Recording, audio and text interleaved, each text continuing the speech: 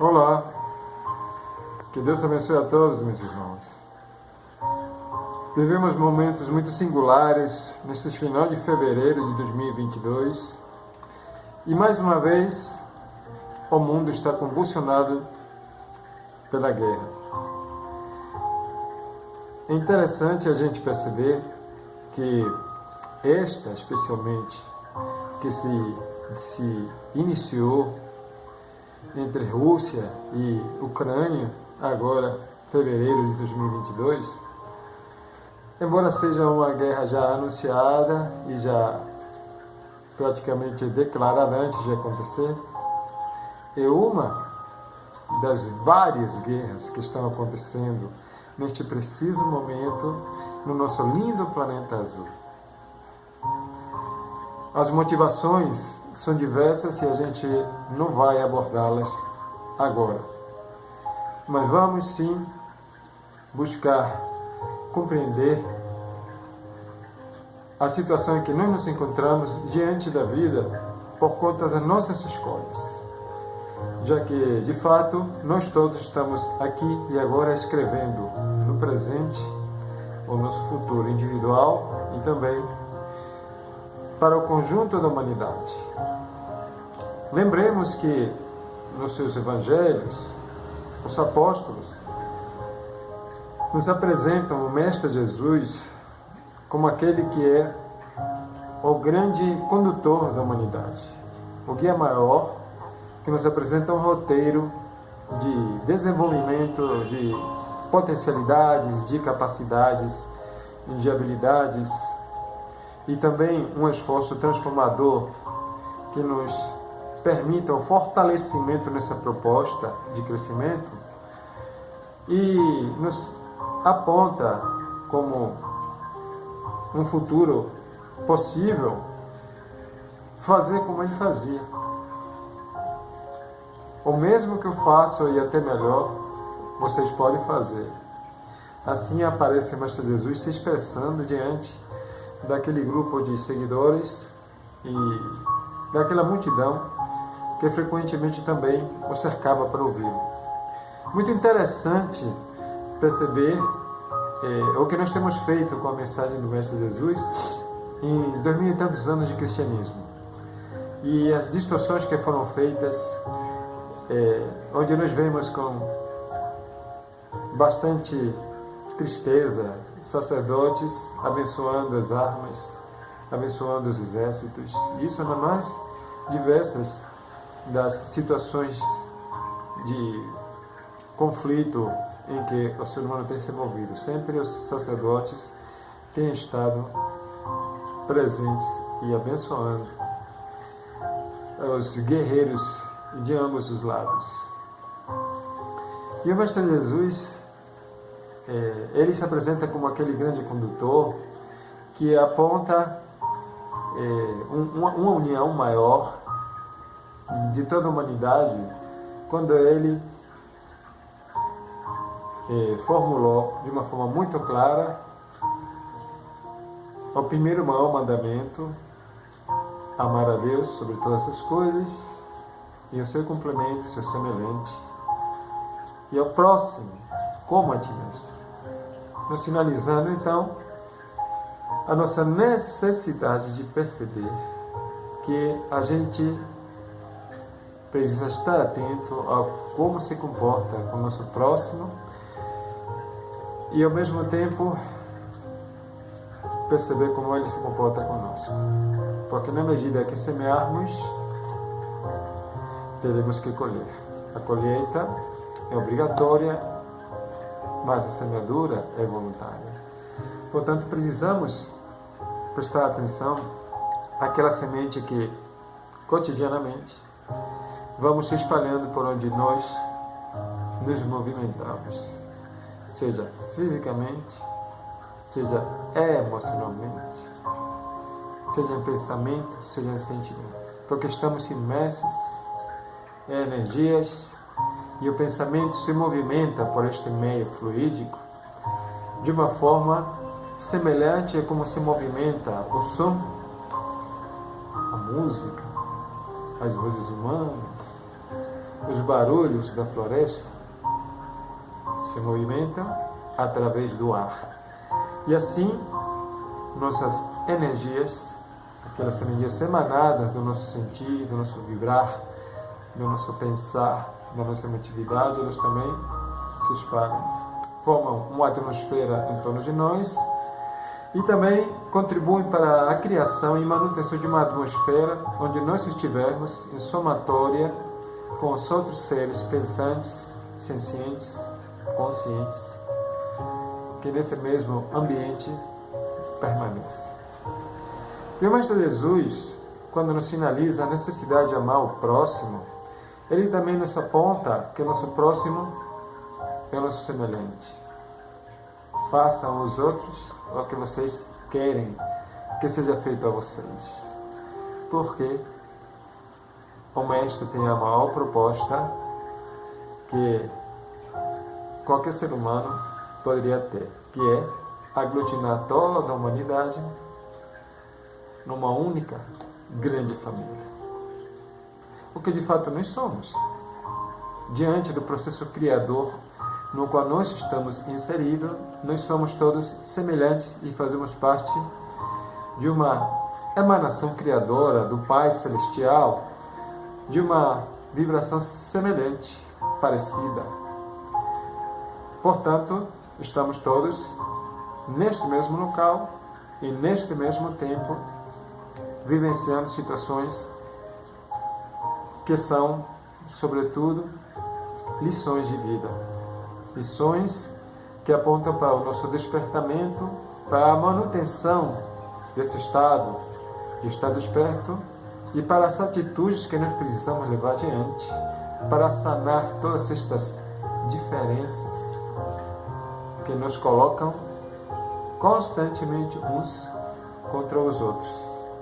Lembrando sempre que há interesses maiores de alguns que se beneficiam diante da nossa atitude de confronto uns contra os outros.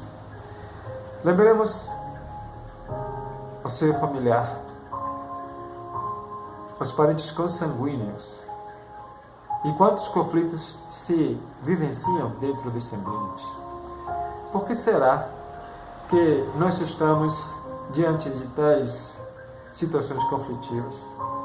Se você precisa trabalhar pela construção de uma única e grande família, de fato, os espíritos tocam no assunto com bastante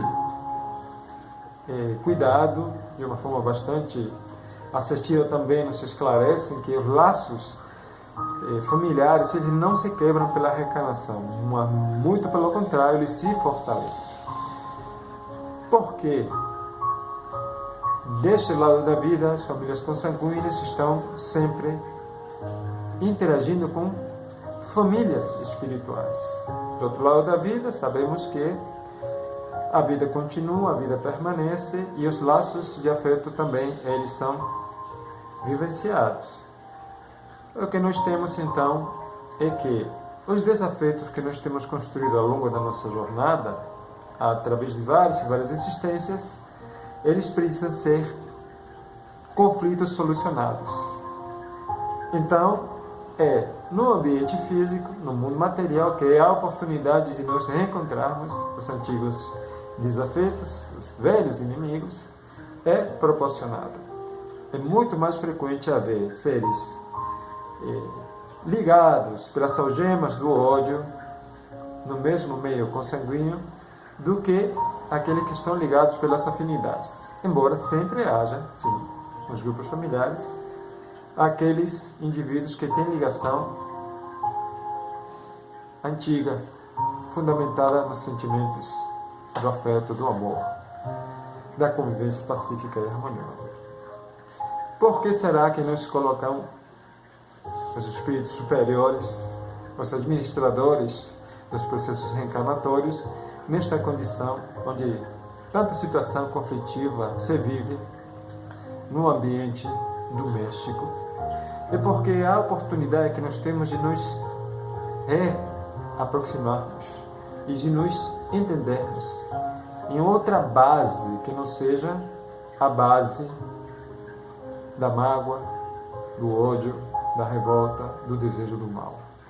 O ambiente doméstico permite que estas outras energias sejam vivenciadas, desde o mais singelo início da reencarnação do ser, quando ele é um bebezinho, ele já está provocando no grupo familiar, de modo geral, ternura, afeto, doçura, o desejo do bem-querer. E assim vamos nos desenvolvendo, sendo que muitas vezes a gente, infelizmente, não consegue sanar estas diferenças e também não consegue se reconciliar. No entanto, aos poucos, as famílias espirituais, que são diversas no mundo extrafísico, elas vão se tornando mais numerosas, porque na medida que conflitos entre seres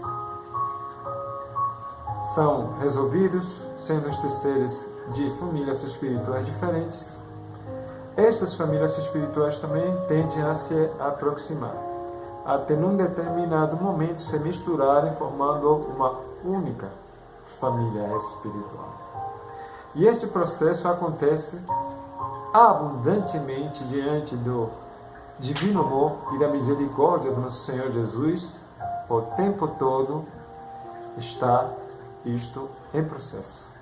Então, cada vez mais, as famílias espirituais vão crescendo e vão se aproximando umas das outras, ensejando a construção gradativa, paulatina, lenta, da grande família humana a que o Senhor Jesus se referiu quando falava nos termos que aquelas pessoas com as quais ele convivia poderiam entender, com as figuras de linguagem mais acessíveis ao entendimento daquelas pessoas. Então, ele apresentava a figura do pastor, que era no dia a dia daquele povo muito normal, muito do cotidiano mesmo, muito das coisas da vida que eram vivenciadas, pastor, pastorear rebanhos. E o mestre se apresentou então como aquele que é o único pastor de um único rebanho, ou o grande condutor de uma única e grande família. Então, diante de todos estes conflitos, de todas estas guerras, que expressam sobretudo as nossas guerras internas, os nossos conflitos internos, conflitos estes que, sobretudo, são estabelecidos entre o lado sombra, que ainda é preponderante na nossa humanidade, de expiações próprias, e o lado luz, o homem novo, transformado, que sente a necessidade de modificar o rumo que tem sido causador de dores e sofrimentos ao longo da jornada.